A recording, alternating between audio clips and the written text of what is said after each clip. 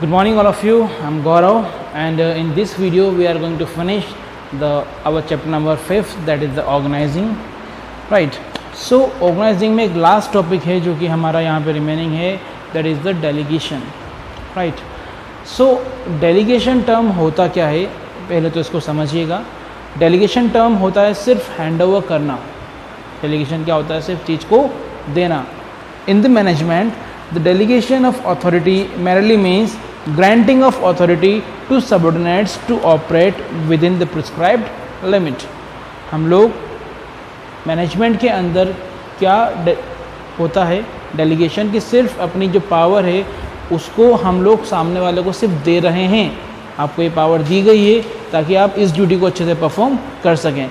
That is the delegation. याद रखिएगा, सिर्फ पावर दी जा रही है, डिवाइड करने की बात यहाँ पे नहीं हो रही है. ठीक है. क्यों इस बात को मैं ज़्यादा फोर्स डाल रहा हूँ, क्योंकि आगे जाके हम लोग पढ़ने वाले हैं डेलीगेशन एंड डिसेंट्रलाइजेशन, तो उनके बीच के डिफरेंस को समझेंगे. तो आप यहाँ पे कंफ्यूज मत होइएगा. डेलीगेशन होता है सिर्फ और सिर्फ पावर को हैंड ओवर करना, पावर को सौंपना, ताकि जो हमारे सबऑर्डिनेट्स हैं वो उसको काम को अच्छी तरह परफॉर्म कर सकें. राइट. नाउ डेलीगेशन जो है ये मेजरली इसके जो हैं आपको तीन एलिमेंट्स मिलेंगे डेलीगेशन के. The first one is the accountability, authority. The first one is authority. Now what is the term authority means? Authority होती है पावर. ठीक है. अथॉरिटी क्या होती है? पावर. अगर आप किसी पोजीशन पे वर्क कर रहे हैं, so you need a little bit power to perform that particular task. उस टास्क को परफॉर्म करने के लिए आपको क्या चाहिए? थोड़ी बहुत पावर चाहिए. अगर आपके हाथ में पावर होगी ही नहीं तो क्या होगा? जो आपके जूनियर्स हैं या जो आपके सबऑर्डिनेट्स हैं वो आपकी बात नहीं मानेंगे, आपकी बात का प्रॉपर रिस्पॉन्स आपको नहीं मिलेगा. But in the case where you got a power, आप उसी काम को ईजिली परफॉर्म कर सकते हैं. लेकिन वहीं पे एक डिसएडवांटेज क्या होगा इसका? There are some times when the managers use this power in a wrong manner. Manager जो होते हैं वो इस पावर को क्या करते हैं? काफ़ी गलत तरीके से यूज़ में लेते हैं. तो ये सब सर्कमस्टांसेस वहाँ पे देखे जाते हैं. लेकिन it is very essential for a managerial positions to have a authority to perform such task. अब अगर आपको अथॉरिटी दी गई है तो फ्री में दी नहीं गई होगी. You have some duties. So अगर आपको अथॉरिटी दी गई है तो उसके साथ आपको क्या मिलेगी फ्री में? रेस्पॉन्सिबिलिटीज़. दोनों एक दूसरे के साथ चलते हैं, पैरेलल चलते हैं, बैलेंस चलते हैं. ठीक है. रेस्पॉन्सिबिलिटी होती है आपकी जिम्मेदारी. जैसे यहाँ पे अगर मुझे कॉमर्स के किसी पर्टिकुलर सब्जेक्ट की अथॉरिटी दी गई है कि सब कुछ सर आप ही को संभालना है, आपके पास पूरी पावर है, तो मेरी जिम्मेदारी क्या बन रही है कि मैं मेरे कोर्स को कंप्लीट करूँ इन दैट मैनर कि मेरे जो स्टूडेंट्स हैं वो उसको ईजिली समझ पाएँ. ठीक है. सो हमेशा क्या होती है? अथॉरिटी और रिस्पॉन्सिबिलिटी बैलेंस होनी चाहिए. जितनी आपको जिम्मेदारी दी गई है उसके हिसाब से आपको पावर भी मिलनी चाहिए. अगर दोनों में बैलेंस नहीं रहेगा तो नुकसान क्या होगा? अगर अथॉरिटी ज़्यादा दे दी गई और रिस्पॉन्सिबिलिटी कम दी गई तो आप उस अथॉरिटी का क्या करेंगे? मिसयूज़ करेंगे. अगर आपको अथॉरिटी कम दी गई और रिस्पॉन्सिबिलिटी आपके ऊपर ज़्यादा है तो क्या होगा? आप जो है उस अथॉरिटी जो है वो आपके लिए सफिशिएंट नहीं होगी, तो सामने वाला पर्सन आपकी बात नहीं मानेगा. आप उस टास्क को अच्छी तरह परफॉर्म नहीं कर पाएंगे इन अ मैनेजरियल पोजीशंस. इसके बाद क्या होता है? जब आपको अथॉरिटी दे दी गई है, आपने आपकी जिम्मेदारी समझ ली है, तो उसके बाद आपको जो नेक्स्ट एलिमेंट देखने को मिलेगा डेलीगेशन में, that is the accountability. Now what is the term accountability? Accountability term होता है सिर्फ और सिर्फ चीज़ों को चेक करना. अगर मैंने आपको कोई पावर दी है और आपकी कोई जिम्मेदारी है किसी टास्क को परफॉर्म करना, तो उसके बाद मेरी जिम्मेदारी क्या बनती है कि आपके उस गिवन टास्क को मैं क्या करूँगा? चेक करूँगा कि जो काम मैंने आपको दिया है क्या आप वो काम सही सही परफॉर्म कर रहे हैं, क्या आप उसमें अच्छे से कर रहे हैं, कोई एरर तो नहीं कर रहे हैं. अगर मैं उस काम को प्रॉपरली चेक करता हूँ तो मुझे क्या मिलेगा? प्रॉपर एरर के चांसेस जो भी होंगे उसको मैं हटा सकता हूँ. तो अकाउंटेबिलिटी वर्ड का एक सिंपल सा मीनिंग है सिर्फ चेक करना, जो टास्क दिया गया है क्या वो काम सही है, अगर नहीं है तो उसको ठीक कराना. It is the kind of controlling process. Accountability क्या है? पूरी इस प्रोसेस में कंट्रोलिंग की तरह वर्क करती है कि सिर्फ चीज़ों को चेक करना. अगर आपने चीज़ को कंप्लीट किया है तो आप मुझे आके बोलोगे. अगर मैं आपसे क्वेश्चन करूँगा तो आप उस क्वेश्चन के लिए मुझे आंसर दोगे, क्योंकि आपको मैंने पावर दी है. फॉर एग्ज़ाम्पल, अगर मैं क्लास में किसी को एक मॉनिटर की पोजीशन देता हूँ तो मैंने उस बच्चे को क्या दी है? अथॉरिटी दी है उस बच्चे की क्या रेस्पॉन्सिबिलिटी बनती है कि वो क्लास को कंट्रोल में रखेगा। In case when I entered in class और क्लास पूरी चिल्ला रही है, at that point of time मैं किसके ऊपर गुस्सा करूंगा या मैं किसके ऊपर क्वेश्चन उठाऊंगा? That monitor, because he has a duty to control the class, और उसको मुझे आंसर देना ही पड़ेगा। वो ऐसा नहीं बोल सकता है कि सर मेरी ये बच्चे बात नहीं मानते हैं। क्यों? क्योंकि आपको जब पावर दी गई है तो आप उस हर एक चीज़ के लिए क्या हैं? जिम्मेदार हैं। आपको वहाँ पे आंसर देना ही पड़ेगा। तो accountability is a kind of answerability, आपको वहाँ पे आंसर देना ही पड़ेगा। Right, now this is for the delegation side. Now अगर हम लोग इन 3 एलिमेंट्स की बात करें तो आपको जो देखने को मिलेगा, टॉपिक को मिलेगा डेलीगेशन की इम्पोर्टेंस। नाउ डेलीगेशन क्यों ज़रूरी है किसी भी मैनेजमेंट के प्रोस्पेक्ट से? First of all for the effective managerial prospect. अगर मैं बात करूं किसी भी कंपनी में मुझे इफेक्टिव मैनेजमेंट चाहिए, तो इफेक्टिव मैनेजमेंट कब होगा? जब मेरी कंपनी में जो काम है वो क्या है? अच्छे से हो रहा है, लोगों के पास जो काम है वो डिवाइड है, लोग अपने अपने काम जानते हैं, गलतियां नहीं कर रहे हैं, तो इससे क्या होगा? मेरा मैनेजमेंट भी ज़्यादा इफेक्टिव रहेगा। अगर प्रॉपर डेलीगेशन हुआ है, मीन्स आपकी अथॉरिटी और आपकी जो आपका जॉब है, रेस्पॉन्सिबिलिटी है, दोनों मैच कर रही है, तो क्या होगा? डेलीगेशन परफेक्ट हुआ है। डेलीगेशन परफेक्ट हुआ है तो मैनेजमेंट भी अच्छा होगा। Right, next is employees development. आपको जब अथॉरिटी दी जाती है तब उस पर्सन के अंदर आपको काफ़ी कुछ चेंजेस देखने को मिलेगा। जैसे एक कहावत है कि चोर को चौकीदार बनाने पे सबसे ज़्यादा फ़ायदा है। चौकीदार अगर चोरी होगा तो वो चोरी नहीं करेगा, क्योंकि उसको डर है कि पूरा शक उसके ऊपर ही जाने वाला है। सो अगर क्लास में कोई सबसे ज़्यादा नोटरियस बच्चा है और अगर उसी को मैं क्या बना दूँ? क्लास का मॉनिटर, तो उसमें एक चीज़ हमें देखने को ज़रूर मिलेगा कि वो बच्चा क्लास को अगर कंट्रोल करेगा तो औरों की कंपेरेटिव ज़्यादा अच्छे से कंट्रोल कर पाएगा। राइट, या फिर कोई डिसिप्लिन बच्चा है, उसे दूंगा तो वो काफ़ी अच्छे से कर पाएगा। ठीक है, सो आप लोग क्या करें? अगर आप लोग कोई भी पर्सन है उसको कोई अथॉरिटी देते हैं, तो वो जो नोटरियस बच्चा था वो क्लास में खूब चिल्ला रहा था, खूब मस्ती कर रहा था, लेकिन जब उसे वो पावर दी गई तो उसने क्या किया? उसके बिहेवियर में मुझे चेंज देखने को मिला। उसमें क्या हुआ? डेवलपमेंट आया। तो ये जो सारी डेवलपमेंट है, ये जो सारे चेंजेस हैं, ये कब हमें देखने को मिलते हैं? Because of that delegation, because of that delegation. Now the next one is motivation of employ.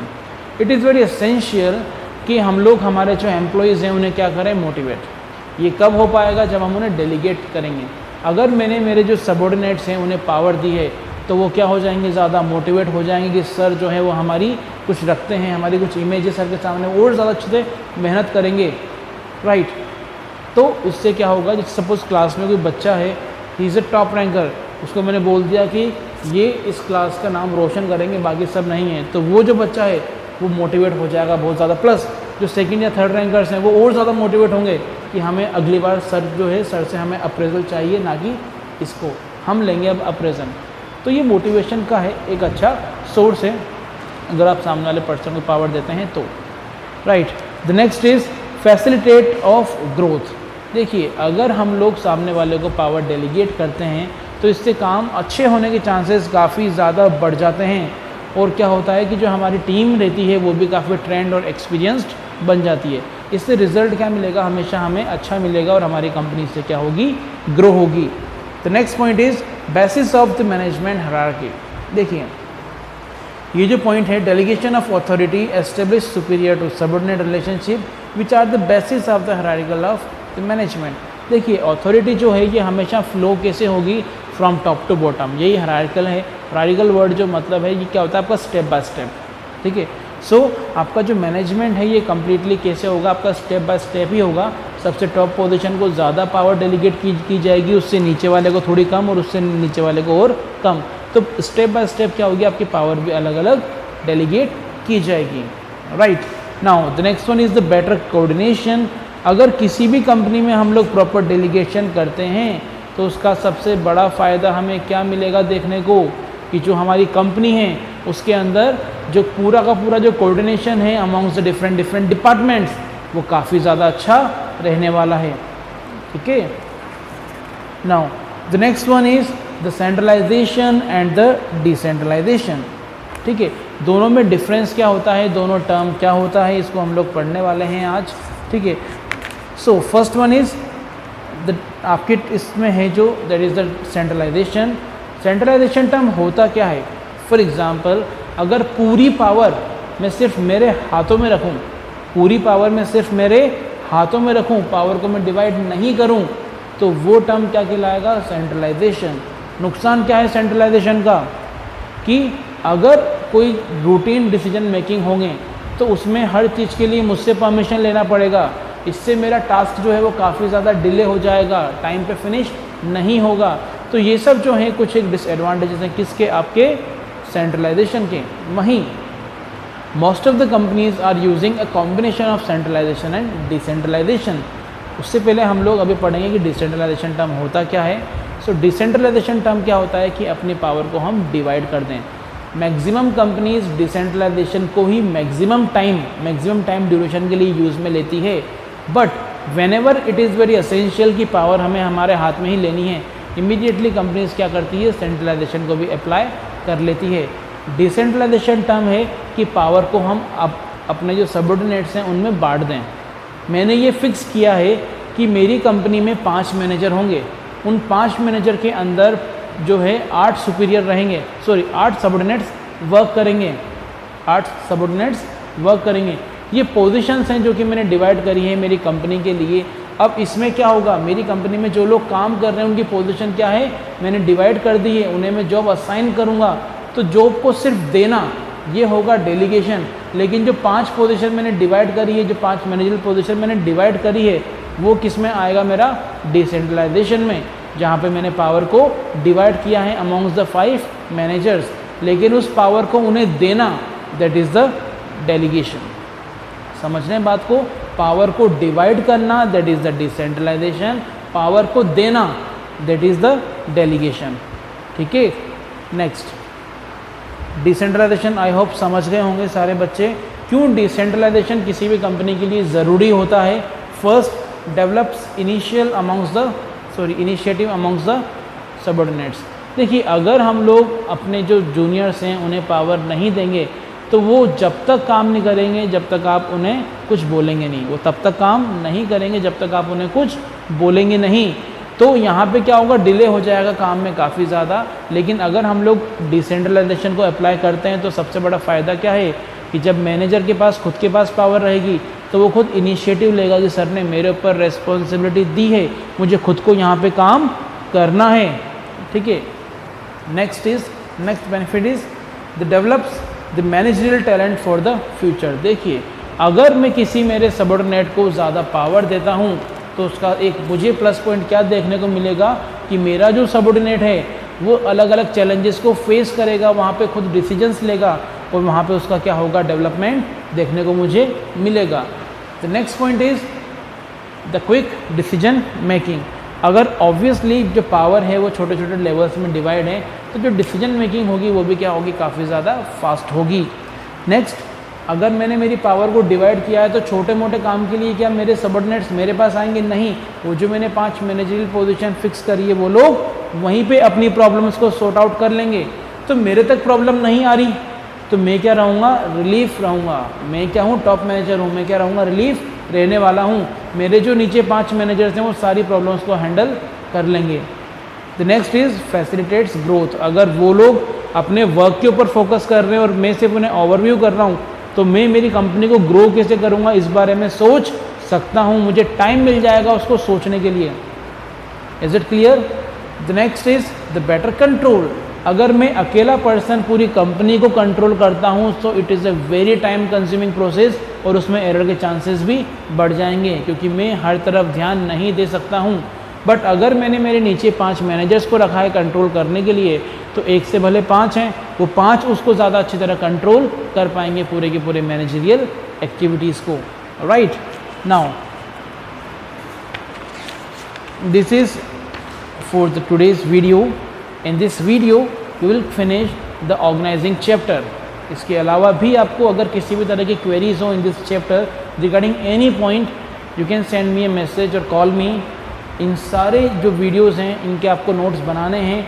मैं सिर्फ उसी बच्चे की अटेंडेंस काउंट कर रहा हूँ जो बच्चा आपके नोट्स को बना के मुझे सेंड कर रहा है इन ए PDF फॉर्मेट, ठीक है। उसी की अटेंडेंस यहाँ पे लग रही है और आपका FA आने वाला है। प्लीज़ मेक श्योर कि आपकी अटेंडेंस जो है वो काफ़ी ज़्यादा इम्पोर्टेंट है, उसी के बेस पे आपकी FA में मार्क्स जाने वाले हैं, ठीक है। Thank you for today, have a great day.